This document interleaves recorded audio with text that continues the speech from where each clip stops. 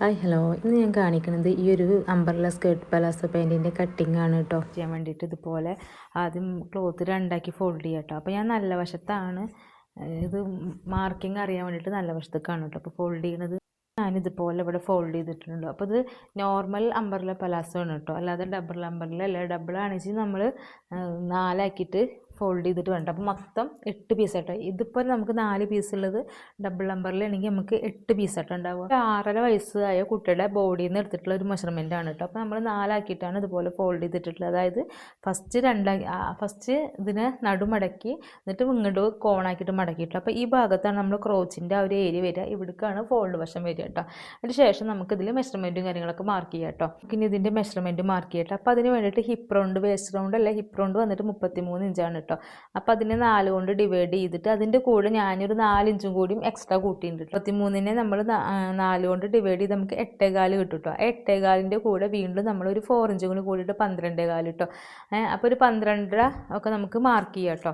അപ്പോൾ നമുക്ക് ഇവിടുന്ന് ഒരു 12.5 ഇഞ്ച് കിട്ടുന്നത് ഏത് ഭാഗത്താണോ അപ്പോൾ ആ ഒരു ഭാഗത്ത് നമ്മൾ ഇതുപോലെ ടാപ്പ് വെച്ചിട്ട് ജസ്റ്റ് ഒരു വര വരച്ച് കൊടുക്കുക കേട്ടോ. അതിന് ശേഷം മുകളിൽ നിന്ന് നമ്മൾ കറക്റ്റായിട്ട് ഇപ്പോൾ ഇവിടെ കിട്ടുന്നത് മുകളിൽ നിന്ന് ആ 12 നമ്മൾ മാർക്ക് ചെയ്തില്ലേ, ആ മാർക്ക് ചെയ്തതിലേക്ക് നമ്മൾ മുകളിൽ നിന്ന് ടാപ്പ് വെച്ച് കൊടുക്കുമ്പോൾ നമുക്ക് എത്ര ഇഞ്ചാണോ കിട്ടണമെന്ന് നോക്കാം. അപ്പോൾ എനിക്കിവിടെ 16 ആണ്. ആ 16 തന്നെ ഫുള്ളായിട്ട് നമ്മൾ റൗണ്ട് ചെയ്തിട്ട് മാർക്ക് ചെയ്തെടുക്കണം കേട്ടോ. അപ്പോൾ ആ ഒരു 16 തന്നെ നമ്മൾ ഇതുപോലെ എല്ലാ ഭാഗത്തേക്കും മാർക്ക് ചെയ്തെടുക്കണം കേട്ടോ. ഇതേപോലെ ഞാൻ 16 ഫുള്ളായിട്ട് മാർക്ക് ചെയ്ത് കൊടുത്തു. എന്നിട്ട് അതിൻ്റെ ശേഷം നമ്മൾ അതിൻ്റെ റൗണ്ട് ഒന്ന് മെഷർ ചെയ്ത് കൊടുക്കണം. കാരണം എത്ര നമുക്ക് കിട്ടുന്നത്, അപ്പോൾ ഇവിടെ കറക്റ്റ് 13 കിട്ടുന്നുണ്ട് കേട്ടോ എനിക്കിവിടെ. അപ്പോൾ നമ്മൾ ഇതിൻ്റെ ക്രോച്ചിൻ്റെ ആ ഭാഗം എന്ന് വെച്ചാൽ നമ്മൾ ഒരുപാടൊന്നും നമ്മൾ ലൂസ് ഇടേണ്ട ആവശ്യം, കാരണം ഇത് ഓൾറെഡി പാൻറ്റ് നല്ല ലൂസുള്ള കാരണം കൊണ്ട് നമുക്ക് ഒരുപാട് ലൂസിൻ്റെ ഒന്നും ആവശ്യമില്ല കേട്ടോ.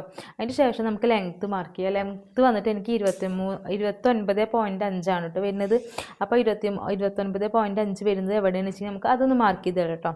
അപ്പോൾ എക്സ്ട്രാ നമ്മൾ മോൾ ഭാഗത്ത് ഇവിടെ ഒരു 4 ഇഞ്ച് പീസ് വെച്ചിട്ടാണ് നമ്മൾ ഇലാസ്റ്റിക്കും കാര്യങ്ങളൊക്കെ വെക്കുന്നത്. അപ്പോൾ ഞാൻ ആ ഒരു ലെങ്ത്ത് ഇതൊന്ന് കുറച്ച് എടുക്കണില്ല കേട്ടോ.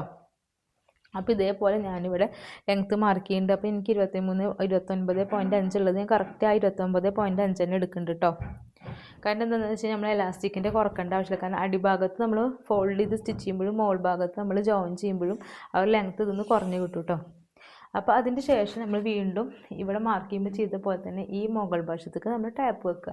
എന്നിട്ട് നമുക്ക് താഴെ 29 കിട്ടിയില്ല, അവിടുത്തെ ലെങ്ത്ത് ഫുൾ ലെങ്ത്ത് നോക്കുക. അപ്പോൾ എനിക്ക് കിട്ടുന്നത് 45.5 ആണ് കേട്ടോ.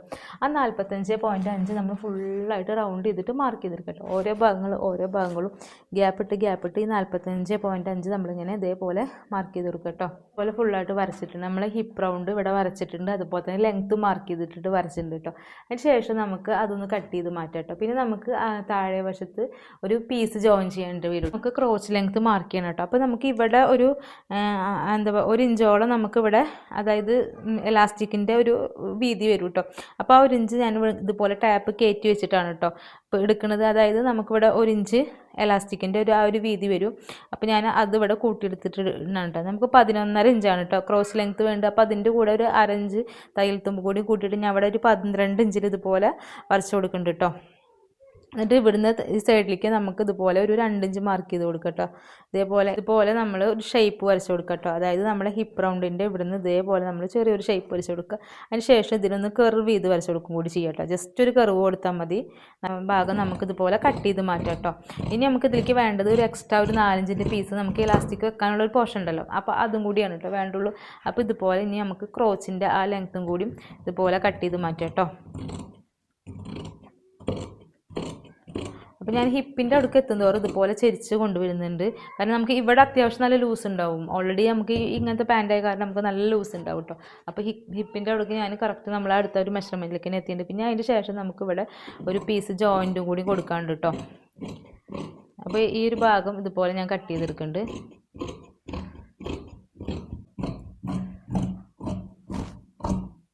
ഞാൻ കട്ട് ചെയ്തെടുത്തിട്ടുണ്ട് കേട്ടോ. അതിൻ്റെ ശേഷം നമ്മൾ എന്താ ചെയ്യുന്നത് വെച്ചാൽ നമുക്കിവിടെ 2 പീസ് ജോയിൻറ്റ് വരുന്നുണ്ട്. അപ്പോൾ നമ്മൾ ആ ഒരു പീസിനെ ഇതുപോലെ ഒരു പീസ് കട്ട് ചെയ്തെടുക്കണം കേട്ടോ. ഇവിടേക്ക് ജോയിൻറ്റ് വേണ്ട ഒരു പീസ്. നമുക്ക് ഇത്രയും ഭാഗം നമുക്ക് ജോയിൻറ്റ് കൊടുക്കണം. അപ്പോൾ അതിന് വേണ്ടിയിട്ട് നമ്മൾ ജസ്റ്റ് ഇതൊന്നും ഇങ്ങനെ ഫോൾഡ് ചെയ്ത് കൊടുക്കാം കേട്ടോ.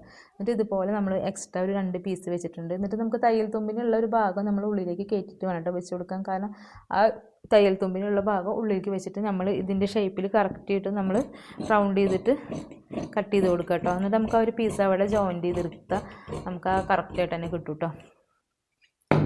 ഇനി ഒരു പീസ് നമുക്കിവിടെ ജോയിൻ ചെയ്ത് കൊടുക്കാനുള്ളതാണ് കേട്ടോ. അപ്പോൾ ഞാനിതിൻ്റെ തയ്യൽ തുമ്പിന് കൂടിയുള്ള എക്സ്ട്രാ ഒരു പീസായിട്ടാണ് കട്ട് ചെയ്തിട്ടുള്ളത് കേട്ടോ. ഇതിലേക്കുള്ളൊരു എലാസ്റ്റിക് എടുക്കുന്നത്, അതായത് ഈ കുട്ടിയുടെ ഷേപ്പ് വരുന്നത് ഒരു 28 ഇഞ്ചാട്ടോ. അപ്പോൾ മിക്കവാറും കുട്ടികളും പാൻറ്റ് നന്നായി കയറ്റിട്ടിടുന്ന ആ ഒരു ഏരിയയിലായിട്ട് ഇടുക. അപ്പോൾ ഞാൻ 28 ഇഞ്ചിനൊക്കെ ഒരു 4 ഇഞ്ച് കുറച്ചിട്ടാണ് കേട്ടോ ഇപ്പോൾ എലാസ്റ്റിക് എടുക്കുന്നത്. 28 ഇഞ്ചാണ് വേസ്റ്റ് റൗണ്ട് വരുന്നത്. അപ്പോൾ അതിനൊക്കെ ഞാനിവിടെ ഒരു 4 ഇഞ്ച് കുറച്ച് ഒരു 24 ഇഞ്ചിലാണ് കേട്ടോ ഇപ്പോൾ ഇലാസ്റ്റിക് എടുക്കുന്നത്. പിന്നെ ഇതേപോലെ നമ്മുടെ ഈ അരഭാഗത്തിൻ്റെ ആ ഒരു ഭാഗത്ത് കറക്റ്റായിട്ട് നമുക്ക് 4 ഇഞ്ചിൻ്റെ ഒരു പീസ് വേണം കേട്ടോ. ഇതിലാണ് നമ്മൾ എലാസ്റ്റിക് ഇട്ട് കൊടുക്കുന്നത്. അപ്പോൾ നമ്മൾ എക്സ്ട്രാ ഒരു 4 ഇഞ്ചിൻ്റെ ഒരു പീസ്, ഞാനിവിടെ 2 പീസാണ് ഇതിലിപ്പോൾ ഇങ്ങനെ ക്ലോത്ത് ഇല്ലാത്ത കൊണ്ടാണ് കേട്ടോ 2 പീസ്. അപ്പോൾ ഞാനിത് ജോയിൻ ചെയ്തിട്ട് എടുക്കണം. അപ്പോൾ ഇതുപോലെ ഞാൻ കട്ട് ചെയ്ത് മാറ്റി വെക്കുന്നുണ്ട് കേട്ടോ. അപ്പോൾ നമുക്ക് പാൻറ്റ് ഇതും കൂടി കഴിഞ്ഞ് കഴിഞ്ഞാൽ നമുക്ക് ഈ ഒരു പാൻറ്റിൻ്റെ കട്ടിങ് ഫുള്ളായിട്ട് കഴിഞ്ഞു കേട്ടോ. അപ്പോൾ നമുക്ക് ഇതുപോലെ ഒരു 4 ഇഞ്ചിൻ്റെ 2 പീസാണ് കേട്ടോ അപ്പോൾ എനിക്ക് കിട്ടിയെടുക്കുന്നത്. കാരണം എന്താ വെച്ചാൽ ഇതിൽ ക്ലോത്ത് ഇല്ലാത്തതുകൊണ്ട് ഇപ്പോൾ ഞാൻ അങ്ങനെ നോക്കുന്നുണ്ട്. പിന്നെ ലെങ്ത്ത് എന്ന് വെച്ച് കഴിഞ്ഞാൽ ലെങ്ത്ത് നമ്മൾ സ്റ്റിച്ച് ചെയ്തിട്ട് വരുമ്പോഴാണ് ഇതിൻ്റെ എത്രത്തോളം ലെങ്ത്ത് വേണം എന്നുള്ളത് നമുക്ക് മനസ്സിലാവുള്ളൂ കേട്ടോ. അപ്പോൾ ഇതുപോലെ ഞാൻ പീസ് കട്ട് ചെയ്തെടുക്കുന്നുണ്ട് കേട്ടോ.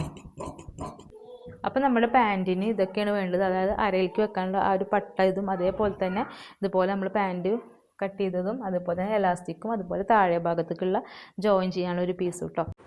ഞാനിപ്പോൾ ഈ ഒരു പാൻറ്റിൻ്റെ കട്ടിങ് വീഡിയോ മാത്രമാണ് കേട്ടോ ഇതിൽ കാണിക്കുന്നുള്ളൂ. സ്റ്റിച്ചിങ് വീഡിയോ വേണമെന്നുണ്ടെങ്കിൽ ആരും കമൻറ്റ് ചെയ്താൽ മതി. അപ്പോൾ ഞാൻ നെക്സ്റ്റ് അപ്ലോഡ് ചെയ്യണ്ട കേട്ടോ. ഇപ്പോൾ ഞാൻ എന്തായാലും ഇതിൻ്റെ കൂടെ ആഡ് ആക്കുന്നുണ്ട് കേട്ടോ സ്റ്റിച്ചിങ് വീഡിയോ.